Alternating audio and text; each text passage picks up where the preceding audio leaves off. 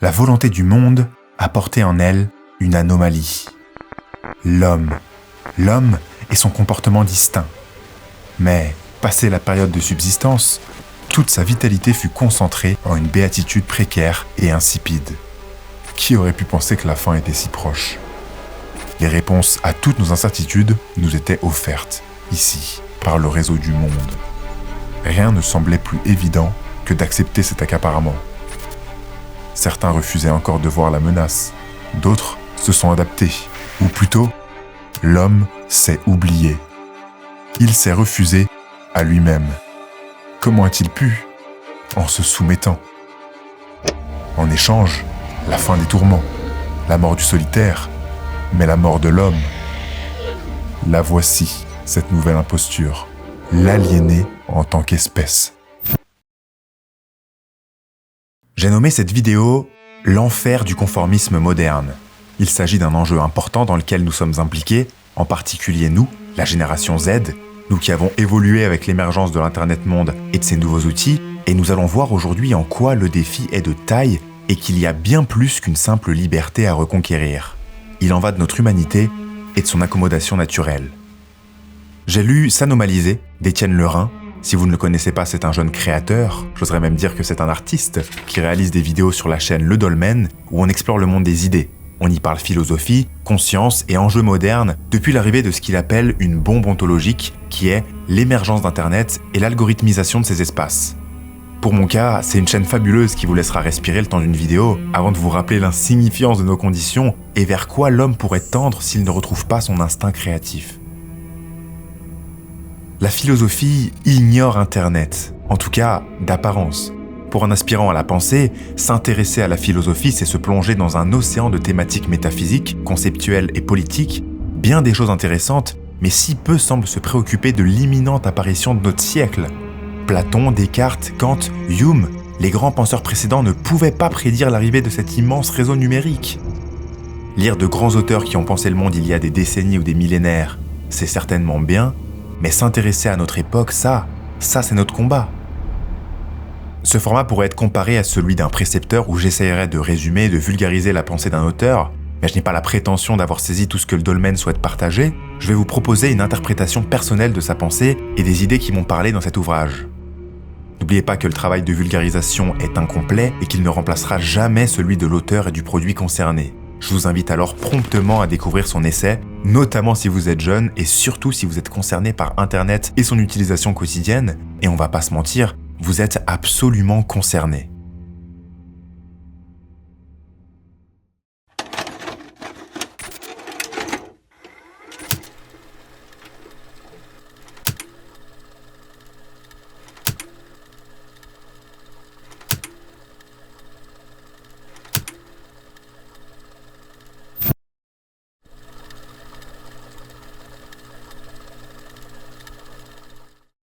Étienne part d'abord d'un constat personnel.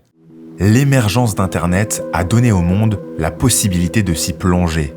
Internet est le reflet de l'époque. C'est un lieu où tout se passe, où nous pouvons tout dire, où nous pouvons tout voir. La puissance d'influence de l'outil a forcé chaque instance à s'y soumettre. La politique, les entreprises, les individus, et cela en public comme dans l'intimité. Nous vivons à travers ces outils qui remplacent leur fonction d'outil par le monde tout simplement. Pour beaucoup d'entre nous, moi y compris, nous expérimentons davantage la vie par le numérique que par nos yeux. Étienne explique en quoi l'utilisation banalisée d'Internet fait de nous des acteurs consentant à notre propre déshumanisation. Car l'idée que je garde en tête, c'est que consommer instinctivement, comme on le fait tous sur différents médias, ce n'est pas uniquement procrastiner ou perdre notre temps, c'est mourir. C'est perdre le caractère fondamental et particulier de l'être humain. Qu'est-ce qui différencie l'homme de l'animal ? On pourrait dire que c'est son degré de conscience qui est plus développé, ou bien sa capacité à s'adapter et à modifier son environnement. On pourrait dire aussi que l'essence de l'homme, c'est de créer de la culture. Mais tout ça nous mène à quoi ? Qu'est-ce qui rend automatiquement l'homme intéressant ? Eh bien, ça tient en un mot. C'est sa singularité. C'est le fait qu'il diverge authentiquement par l'exploration et qu'il ne se plie pas aux injonctions du biologique. La relation à l'animal, si vous en avez déjà eu, est entravée par la culture. Bien sûr qu'il peut y avoir une connexion singulière entre votre animal et vous-même, mais elle est dans un sens unique, C'est vous qui créez cette singularité. Mais pour la majorité des animaux, une race se comporte généralement d'une seule manière. Elle peut évoluer bien sûr, mais l'observation des divergences de comportement au sein d'une même race animale apparaît comme infime en comparaison au comportement humain. Ce qui fait notre caractéristique, ce qui vous lie à vos amis, au rapport social et à vos intérêts en tant qu'homme, c'est essentiellement la singularité de ces êtres. Un homme meurt lorsqu'il arrête de rêver. Un homme meurt lorsqu'il n'y a plus de feu dans ses yeux, lorsque sa vie est tracée et qu'il choisit la stabilité du confort à l'audace aventurière. Un homme meurt lorsqu'il n'est rien d'autre qu'un chiffre, qu'il est comparable à chacun de ses voisins de palier et qu'il est oublié. Et a priori, personne ne veut être un homme en tant que groupe, mais bien en tant qu'individu. Les épicuriens, les hédonistes, de nombreux matérialistes admettent le principe naturel de l'être en chair qui se guide en fonction de la recherche du désir. L'homme et l'animal y sont soumis, mais l'homme est un animal différent. Si l'homme est un animal politique, c'est car il est un animal particulier, capable de raisonnement, de morale, d'abstraction. Alors quel rapport avec Internet et son algorithmisation ? Eh bien, lorsque vous comme moi, nous passons quotidiennement des heures à prendre part au système algorithmique, à défiler, à consommer du contenu presque instinctivement, et je dis défiler, mais en réalité, on ne le fait même plus aujourd'hui, on ingurgite. Ce que nous voyons ne débarque même plus de notre propre impulsion. Nos comportements sont calculés, les contenus sont ciblés, ont déjà marché. Nous ne sommes même plus acteurs de nos désirs. Nous avons vu les mêmes vidéos que nos amis, les mêmes polémiques, les mêmes nouveautés. Autrement dit, nous perdons notre caractère singulier. Ces contenus ont bien d'autres effets que simplement nous faire perdre notre temps. Ils vont nous créer des désirs, des envies d'achat, des envies d'accomplissement. Tout nous est imposé, puis devient prédictible. Il suffit de voir de belles images d'un pays pour directement cultiver le désir d'y mettre les pieds. Il suffit de voir l'implication d'Internet dans le tourisme de masse. Voilà l'idée principale. L'algorithmisation numérique nous a volé nos désirs, nos rêves et nos images. Et si vos envies et vos rêves ne sont plus tributaires d'une exploration intérieure et singulière, si vos désirs deviennent les désirs de chacun, vous n'avez plus rien qui vous distingue de la race et vous perdez votre singularité. Regardez autour de vous, nous avons tous les mêmes rêves, une abondance financière, une envie de voyage dans les mêmes contrées, une valorisation des mêmes produits. Il y a une uniformisation de la pensée. Observez, l'habit fait presque toujours le moine dans cette masse de futurs adultes. Le dicton n'a jamais été autant en péril que depuis l'arrivée de ces outils. Le temps d'écran moyen en France est d'environ 5 heures par jour. Ce temps d'attention, qui était d'antan pourtant si précieux, est explicable en Occident par l'amélioration des conditions de vie. Nous ne sommes plus obligés de passer l'entièreté de nos vies à subsister. Mais alors, cette nouvelle guerre de l'attention laisse place à un nouveau marché, l'économie numérique de l'attention. La mercatique, les publicités, le divertissement. Le divertissement est l'arme du pouvoir. Il rend l'homme mou, satisfait du moment présent, à fuir tous les devoirs de ce que vivre implique. On entendra « Mais laisse-moi tranquille, j'ai le droit. C'est mon petit monde à moi, mon échappatoire. Je m'y sens bien, alors je consomme, c'est tout. » Mais à quel prix ? C'est le pouvoir créateur et la poésie du mystère qui est en jeu. Être un homme d'un algorithme, c'est être un homme dirigé, orienté, calculé et prévisible. Combien de vos consommations culturelles ont été choisies par une machine ? Demandez-vous. Internet fonctionne avant tout comme anticipation, ciblage et prise en charge de vos désirs. Comme la grenouille dans l'eau bouillante, cet accaparement est indolore et imperceptible. On vous décharge de votre vouloir en vous offrant un chemin parfaitement adapté, mais artificialisé. Du sur-mesure gratuit, mais toujours dans l'enceinte du magasin géant. Vous êtes autorisé à vous poursuivre, mais uniquement sur la piste joliment prévue à cet effet. En ingérant le monde, Internet a rebattu des cartes millénaires, celles du sens, de l'autre, de l'image de soi, de la juste vie et du faire. Tout a tremblé. Mais le pire dans tout ça, c'est qu'on peut difficilement en vouloir à quelqu'un. C'est nous qui consentons joyeusement au jeu algorithmique. On ne veut pas être en marge de cette société. On veut être au courant, absolument, avoir des sujets de discussion et pire, des avis sur tout cela. Car Internet nous habitue à une cadence insupportable. Il y a toujours une nouvelle sortie, une nouvelle série, un nouveau scandale sur lequel se pencher, et la répercussion de cette consommation boulimique de l'actualité est flagrante. On ne supporte plus le silence. Il faut que tout aille vite, que tout soit fluide comme une page d'un fil d'actualité. Regardez les nouveaux films à succès hollywoodiens. Ce sont pour beaucoup des films qui ont troqué leur potentiel artistique contre un rythme suffocant, un humour infantilisant et une prépondérance du fanservice. Les nouveaux films à succès se confortent bien souvent dans l'appât du gain d'offrir aux spectateurs ce qu'ils désirent. Pourtant, l'art, ce n'est pas ça. Une proposition artistique ne devrait pas être construite sur l'idée démagogique du flattement des masses. Le dolmen utilise une tournure que j'apprécie beaucoup. Il dit que nous sommes devenus des colporteurs du bruit ambiant. Le colporteur, c'est un marchand ambulant qui vient à vous pour vous vendre ses denrées. L'image est parfaite. Vous n'avez en rien besoin de tous ces désirs et ces rêves communs. Le colporteur vous les apporte et vous intéresse de ce qu'il proposera à la prochaine porte. Nous n'avons plus rien d'exclusif. Pourquoi est-ce que malgré nous, nous cherchons en ce qui s'agit d'amour, une relation exclusive ? Car c'est le caractère singulier d'une expérience qui en fait sa richesse. Si vous n'êtes rien d'autre qu'un chiffre, vous êtes amputé de l'expérience. C'est les notions de désir et de rivalité mimétique auxquelles nous sommes exposés. René Girard nous parle de cette logique du désir. Ce que nous voulons obtenir naît avant tout d'un désir de ressemblance. Nous ne voulons pas intrinsèquement l'objet du désir en tant que tel. Nous voulons ressembler à ces personnes, à ces situations, à ces fantasmes qui nous sont proposés via ces contenus. On tombe sur une vidéo d'un couple avec des nouveaux habits, on va désirer les obtenir. Non pas toujours car les tissus nous plaisent, mais car l'image du couple heureux promu avec ces derniers nous parle. C'est un désir mimétique créé et imposé. Et la notion de rivalité mimétique suit directement car, étant une vidéo ayant déjà bien marché qui a généré de l'audience, le produit devient un objet désiré par de nombreuses personnes. Et plus un objet est désiré, plus il prend de la valeur. Et résultat, on fantasme sur un désir artificiel, imposé et créé par nous-mêmes. La boucle est bouclée. Alors quand on parle de désir créé, vu que je mentionne René Girard, il ne s'agit pas de balayer le discours en rétorquant « oui, mais il faut se rendre compte que nous sommes tous les mêmes », car ce serait l'illusion romantique, l'illusion d'être différent auquel nous sommes tous soumis. Oui, ça c'est une chose, il ne faut pas chercher l'originalité en tant que fin par plaisir égotique de se sentir différent. Ce qu'on dit ici, c'est qu'il faut retrouver cette notion de singularité par l'exploration, par l'authenticité et essayer d'être moins entravé par les déterminations du social. Je parle à mes utilisateurs aguerris de TikTok, des shorts et des contenus courts. Est-ce si grave si vous loupez les dernières trends ? C'est confortable d'avoir les mêmes références dans un groupe social, c'est sûr. Mais est-ce que c'est vraiment ce que vous voulez ? Qu'est-ce que vous avez à apporter en plus du commun ? C'est l'idée de Zarathustra, le surhomme qui s'oppose au dernier homme. Le dernier homme ou l'homme moderne, que critiquait Nietzsche, se reconnaît au fait qu'il veut réduire sa personne à quelques traits distinctifs, des traits d'appartenance. Il est fier de son pays, fier de ses positions, fier de ce qu'il pense incarner. Bref, il est fier d'appartenir à son étiquette. Étiquette d'ailleurs qu'il a vaillamment pris soin de choisir et de s'attitrer. Appartenir à un groupe, c'est ce qu'il y a de plus confortable.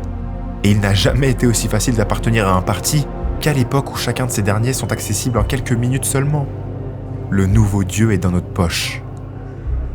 Le surhomme, lui, qui s'oppose à cet homme moderne, c'est celui qui passe au-dessus de ses identités factices. Ce n'est pas simplement un homme qui diffère, car le surhomme se cherche constamment. Il n'éprouve même pas la fierté d'être différent des autres, non. Il ne cherche pas ce qui est confortable. Il sait qu'il est normalement naturel d'être un être singulier. Mais ne nous trompons pas, nous sommes tous très loin de l'idée du surhomme. Nous avons tous, et moi le premier, beaucoup à faire pour retrouver notre humanité. Le succès sur Internet pousse à certaines injonctions. L'instantanéité, la nouveauté, la mode, l'artificiel, le sensationnel. Tout ce qui par évidence pousse à l'attention. Tout ce qui poussera l'utilisateur à cliquer sur ce qui d'apparence pourrait susciter un intérêt. Si les algorithmes encouragent ces vidéos à succès sur le devant du théâtre médiatique, in fine, ils poussent à la conformisation. Ce grand outil réticulaire nous prive d'une grande partie de ce qu'être un homme présuppose. Car exister, par son terme le plus naïf, nous incombe à une violente quête de liberté et de questionnement sans réponse. Le doute est inhérent à l'homme. Il rend le quotidien inconfortable. Il est certainement le plus grand ennemi de ces réfugiés algorithmiques. Car l'existence, dans toute sa beauté et sa nécessité, a un poids. Aussi, lorsqu'on nous ôte la responsabilité d'exister pour la satisfaction ratatinée de survivre et de consommer, une partie de nous se frotte les mains. Mais alors que vivre devrait être une longue traque de ce que nous sommes et de ce qu'exister implique, nous abdiquons par le confort du consommateur qui n'a dès lors en action plus aucune autre responsabilité que de se laisser guider, que de se laisser soumettre. Internet nous décharge du poids d'être nous-mêmes. Internet hurle, plonge et oublie.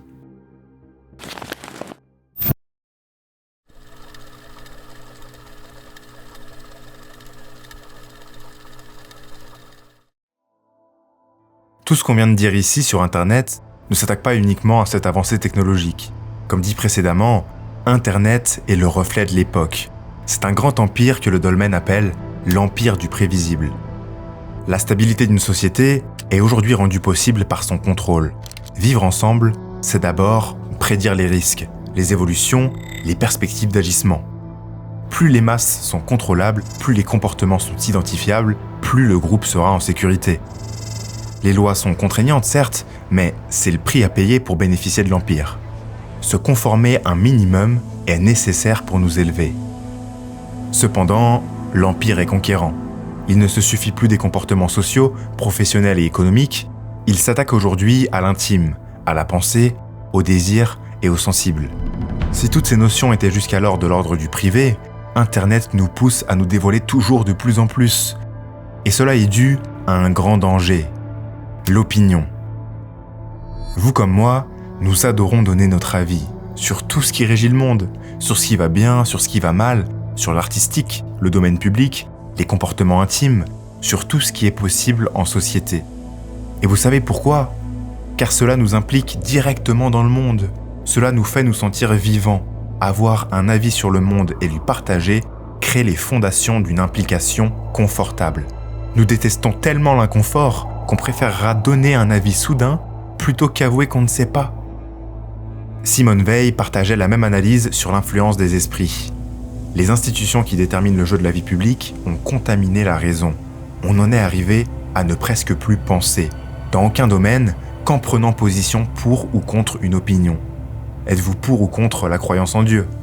C'est pareil pour l'éducation. On stimule la pensée des jeunes que par leur avis. Une phrase d'un grand auteur et on leur demande « Êtes-vous d'accord ou non ?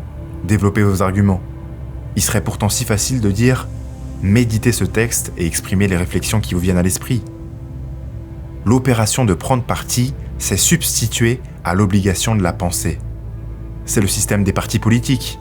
Et voilà un des plus grands pièges de l'accès à l'opinion via Internet, le théâtre politique. La politique contemporaine est le monde des étiquettes. Si penser implique un effort constant de méditation et d'exploration, le numérique vous propose tout l'inverse. Il y a déjà des camps, des communautés qui feront tout le nécessaire pour vous impliquer dans leur cause. Elles vous invitent à réagir dans l'instantané. C'est la promotion de n'importe quel avis qui va vous subjuguer et vous aurez toujours la possibilité d'y répondre. Et les répercussions sociales sont directement visibles. Il y a de plus en plus de radicalisation. Combien de vos collègues, avant de vous découvrir, cherchent à connaître vos positions ? Avant même d'entamer un quelconque lien, on cherche à savoir s'il y a en face de nous un ennemi ou un allié. Est-ce que l'humain que je vois en face pense comme moi ou est-ce que c'est un dégénéré ? On ne pense plus que par l'opinion. Pour nombreux d'entre nous, que ce soit la quête politique, le militantisme, combien de ces engagements sont bien plus des manières de subsister, des manières de se fuir, plutôt qu'être un véritable altruisme ? Il est bien plus facile de s'engouffrer sur les chemins déjà tracés que de créer le sien à travers la broussaille. L'opinion ou la cause sociale est un très bon refuge, une excellente manière pour les égarés de s'ancrer à une quête qui paraîtra vertueuse. Seulement, cette quête n'est peut-être pas la vôtre. Demandez-vous sincèrement si cet appel est authentique. Nous savons que l'évocation de certaines causes nous enlève à nous-mêmes et nous charge d'une grandiloquence nerveuse qui ne nous appartient pas. Clouer ces chemins de pensée prédictibles noir sur blanc est un bon début. Avant de vouloir vivre et mourir pour la cause, assurez-vous de savoir vivre sans. Pour se trouver, il faut s'extirper de ce qui nous colle à la peau, ce qui est moi et ce qui ne l'est pas. Voilà le discernement premier. La politique, la cause, la discussion du monde sur lui-même, toutes ces choses ne sont pas vous. Sortez-en. Pour Étienne, tout ce qui érige ce grand empire du prévisible tient en ennemi des notions clairement identifiées. Le singulier, l'inclassable, l'incompréhensible.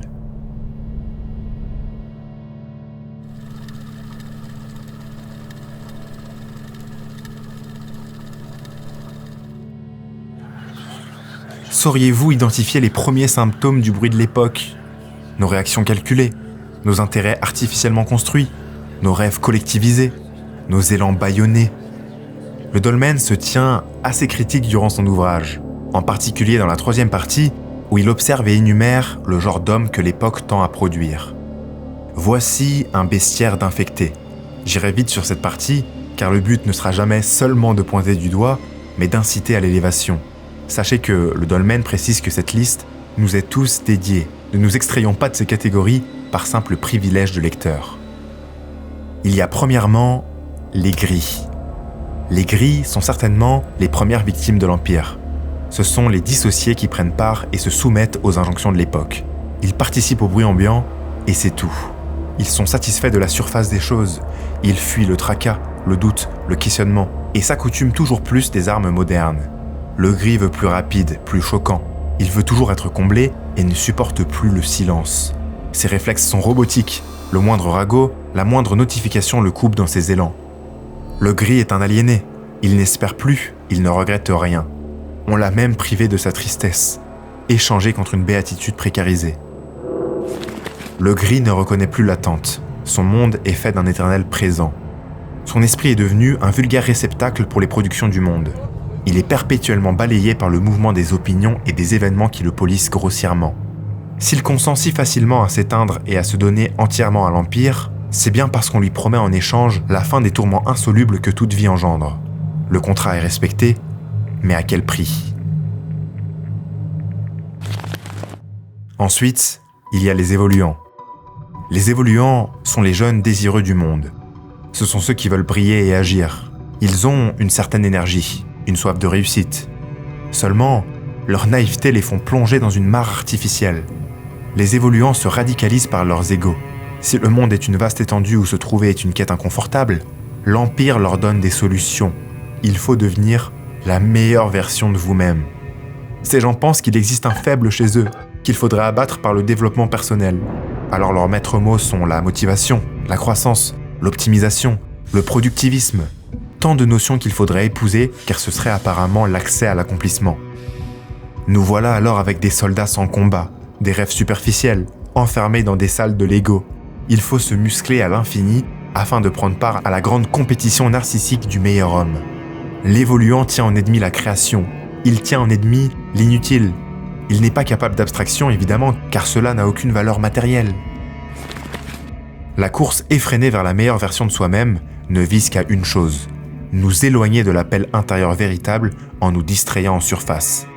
C'est ainsi que l'on finit par devenir un évoluant, en se sculptant en vain à l'infini pour se déculpabiliser de ne pas avoir répondu à l'appel de son insatisfaction profonde. La 3e catégorie sont les vendeurs de modes d'emploi. Ce sont les entrepreneurs de l'Empire. Globalement, ce sont des anciens évoluants, plus malins et vicieux qui prêchent la croissance personnelle. Persuadés d'être des modèles de réussite, ils vendent aux évoluants des prétendues méthodes pour atteindre un idéal. Bien sûr, ils sont incapables de considérer la réussite comme autre chose que le fantasme caricatural du paraître. S'il est allé aussi loin, alors je dois faire comme lui, pense-t-il. Ils envahissent les médias.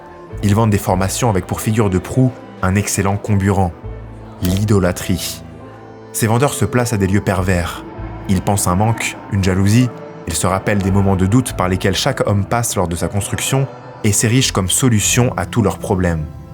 L'envie, le chagrin et la souffrance font leur commerce.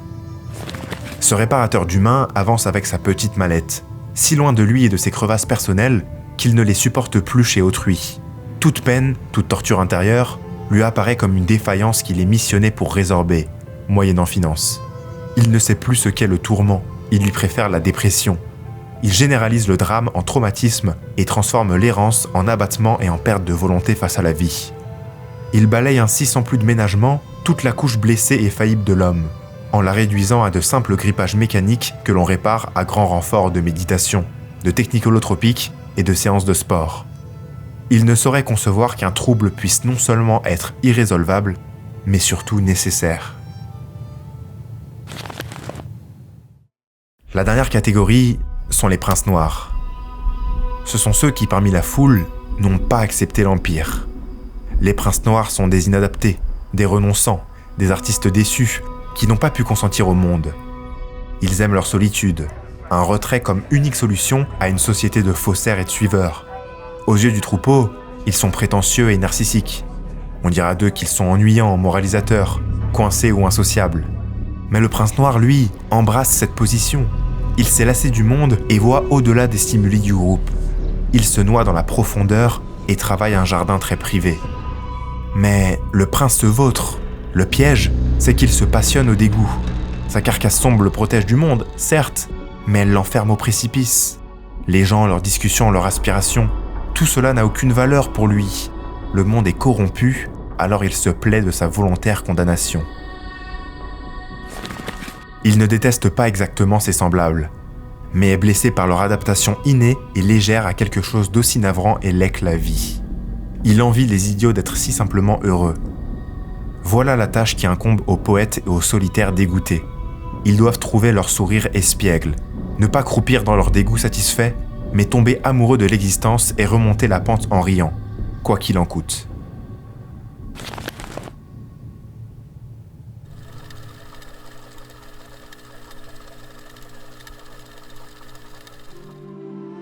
S'anomaliser n'est pas qu'une observation pessimiste de l'époque et de ses travers. C'est avant tout une invitation à retrouver son humanité. C'est une ode au vagabondage. Pour le dolmen, il y a des solutions à la maladie. Il nous est invité à l'esthétique du rôdeur. Cette posture, celle du veilleur, celle du vagabond, est une position de fuite. Étienne précise qu'il ne s'agit pas de déserter ou de renoncer. C'est une fuite de proximité. C'est se positionner légèrement en dessous du monde, se mettre en bordure des idées et du bruit ambiant. Mais pas pour y fonder son foyer, c'est un lieu pour se retrouver avant de réintroduire le monde. Pour se rendre compte de la pollution de l'air de la ville, il faut connaître l'air de la montagne. Dans un monde qui existe en parlant, la seule déviation véritable consiste d'abord à se taire. Le rôdeur est premièrement celui qui cultive le singulier. Si le monde vous veut prédictible, alors il faut garder précieusement tout ce qui ne l'est pas. À commencer par notre caractère. Ne laissez pas le monde faire de vous une caricature. La conscience de l'homme est complexe, si complexe que l'on a besoin de catégoriser pour mieux appréhender le vivre ensemble. Alors le rôdeur commence ici. Il célèbre l'ambiguïté. Il ne se présente pas facilement et ne révèle rien de trop personnel. Il ne fige rien sur lui qui soit intemporel, que ce soit ce qui est principe, ce qui est limpide, ce qui est certitude, tout cela facilite le prédictible. Qui vous a fait croire qu'il fallait y voir clair ? Ça a été assez difficile pour ma part de lire ces lignes, car j'affectionne fortement l'idée et les hommes de principe. Mais l'observation me semble juste. À vouloir être un homme de principe, on se rend responsable d'une privation de liberté. Ne jamais faire quelque chose par principe, c'est parfois se mentir fortement à soi-même.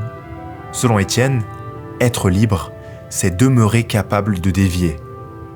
Le rôdeur se libère des idées et des principes du monde en protégeant le curieux et l'insaisissable. Rien ne doit décider pour lui. L'homme se fige par le familier et la routine. En pensant stabilité et clairvoyance, il perd en liberté. Le rôdeur est celui qui privilégiera l'exploration à l'intérêt. Aux antipodes de l'évoluant, il ne cherche pas l'optimisation à outrance, la pratique ou l'utile.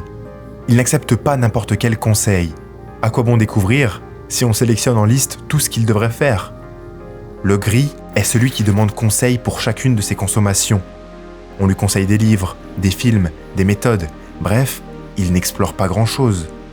Et si nous arrêtions d'ingurgiter les 5 livres à lire avant de mourir, les 10 films à voir impérativement pour se prétendre cinéphile, les pays à visiter absolument, et si nous arrêtions de faire ce qui apparemment vaudrait le coup, ça donnerait quoi ? Préférer le hasard au conseil, c'est s'autoriser un parcours authentique. Le rôdeur est celui qui prend son temps. Il n'exige pas les réponses aux grands problèmes de sa vie, car cela ne saurait tenir en quelques lignes seulement. Chez chaque homme, il y a un appel, quelque chose de grand, un rêve, des idées impossibles. Il y a, pour chacun, quelque chose qui patiente au loin.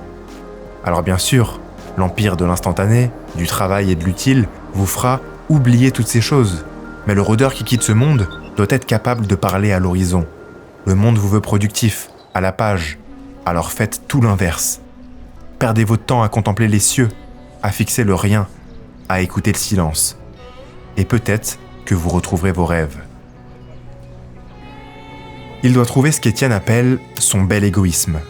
Ôtez-lui sa connotation négative, le bel égoïsme n'est pas l'avidité malsaine de pouvoir ou la recherche égotique de son développement. Non, c'est ce qui vous permettra de vous ancrer dans le monde. C'est comprendre que vous existez et qu'avec la seule chose que vous disposez, vous-même, vous êtes capable d'influer le monde. C'est cette audace égoïste qui permet à l'observateur de passer à l'action. Rendez-vous compte du caractère démiurgique des créatifs. Se filmer et parler devant une caméra, écrire un livre, prendre la parole en public ou quoi que ce soit. C'est croire fortement que ce qu'on a pensé est assez intéressant pour que le reste du monde l'entende. Sans cette audace, les plus grands esprits artistiques n'auraient jamais existé. Pour trouver cette audace, il faut traverser son désert. Le livre est très imagé. Étienne a une plume très métaphorique. Traverser son désert, car c'est un lieu où nous ne pouvons rien attendre de la terre. Elle n'est pas cultivable. Traverser son désert, je le comprends comme trouver tout ce dont tu as besoin. C'est une quête vers soi. Aller vers l'audace demande une absorption passionnante. Il faut aller vers ce qui vous prend aux tripes. Celui que la tâche transporte ne voit plus le danger, il est ailleurs. L'obstination sincère est passionnante. C'est ici que tout part. Une soumission volontaire à l'activité jusqu'au point où le reste n'existe plus, est une marche vers la quête de soi. Si beaucoup prônent le courage, Étienne pense qu'il est secondaire. L'absorption, c'est se laisser dévorer par sa passion. Mais cet état est temporaire. Pour se conquérir, une fois que le motivé et le créatif a brûlé, il faut une autre impulsion. Il faut tailler sa haine, dit Étienne. Celui qui avance par hargne combative uniquement en revanche d'une blessure intérieure est passager. Être conquérant et malicieux, pas revanchard frustré. Pour s'entretenir, le feu de la conquête doit avoir pris sur autre chose qu'une blessure de circonstance. De la blessure, il faut passer au refus. Du refus à la traque du beau. De la traque à l'incarnation des principes que l'on a su recevoir au fond de soi. Le rôdeur est celui qui cherche à s'extraire de toutes ces impostures. Il faut être prêt à bouleverser ses paradigmes pour toucher à l'authentique. Nos bagages et nos croyances sont des parures confortables, mais se retrouver demande de s'extirper des abris artificiels du monde, à commencer par la concurrence. En dehors de la société, cette notion n'existe pas. La comparaison à outrance, la légitimité, toutes ces considérations sont celles de l'aliéné du monde. L'audace, elle, pousse à contre-courant. En étant en bordure du monde, le rôdeur se cherche. Et plus il se trouve, plus il aimerait garder ses découvertes pour lui. Voilà tout le danger du trésor. La tentation du prince noir est de déserter avec ses fruits, d'embrasser sa posture et de s'enfermer sur lui-même. La solution face à cet appel est la transmission. Le rôdeur doit réintégrer la foule et bâtir au service de l'homme. Trouver le plaisir de l'entraide et la force de monter sur scène. Pour finir, le rôdeur doit embrasser son ambition. Cette envie de faire de grandes choses ne doit pas disparaître. Si le monde pointe du doigt l'ambition comme un simple désir narcissique, prétentieux et crédule, elle est en réalité une des plus grandes forces du rêveur. C'est par peur de s'engager dans bien trop grand, par peur d'être bien plus que celui qui tient son rôle au sein du groupe, que nous étouffons l'ambition. L'ambition est une arme dans le monde prévisible. Elle déjoue les plans, s'impose comme anomalie, déstabilise les prêtres de l'attendu. Elle est juste lorsqu'elle prend racine en dehors du monde, des hiérarchies et du grand jeu.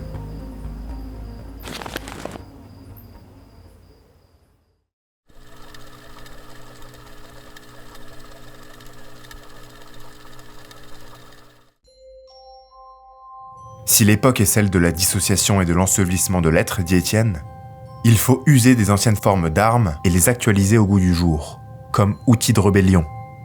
Voici les forces vers lesquelles nous pouvons nous tourner. L'amitié.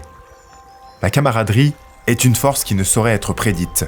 Enfin, pour cela, il faut en garder son caractère précieux.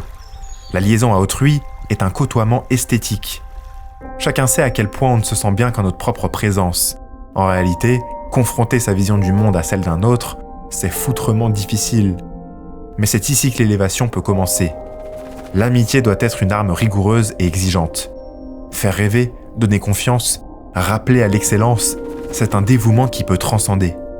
Ne vous y trompez pas, ce que beaucoup appellent amitié n'est souvent que le regroupement par dépit du fuir ensemble. Une décharge où vous pourrez, le temps d'un verre, vous plaindre de votre quotidienneté subie et renoncée. La camaraderie peut être bien plus que ça.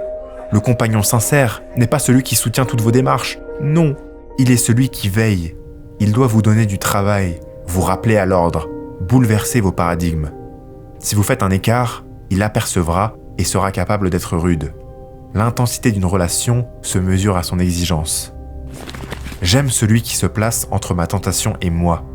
Lui sait que telle est la mission de l'amitié sincère, veiller. Cet ami-là, j'en ferai mon compagnon de garde et mon acolyte du mystère. Nos rapports seront francs et légers, la grande majorité du temps.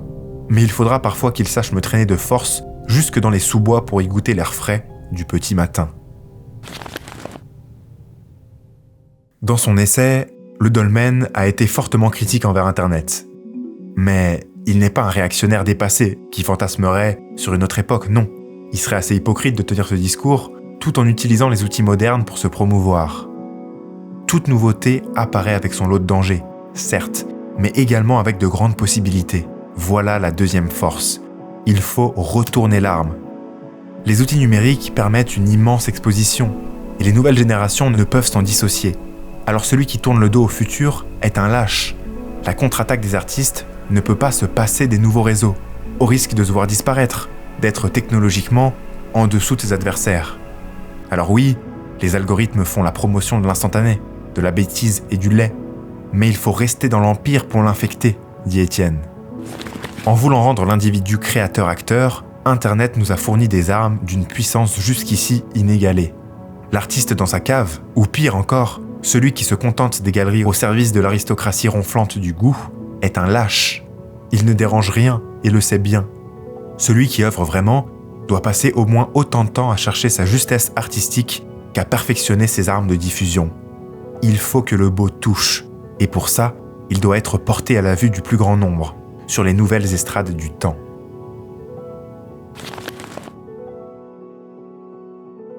Avez-vous remarqué comment sont traités les jeunes crédules ? Un des symptômes les plus violents auxquels les réseaux sociaux m'ont contaminé est certainement celui de l'insensibilité. Nous vivons une amputation sentimentale. L'exposition constante aux stimuli de l'attention pousse les contenus à être chaque jour de plus en plus extrêmes. La pornographie, la violence des mots, les scènes d'horreur et le bourrage de crâne, toutes ces choses ont été précipitées par Internet. Le jeune naïf qui n'a pas encore tout découvert ne peut que se faire brimer par ses camarades qui le traiteront de simplet. Alors, voici la dernière arme. Il faut les sauver d'insensibilité. L'homme n'est pas un soldat sans âme. Qu'il ne soit plus capable de s'émerveiller devant pas grand-chose n'est pas normal.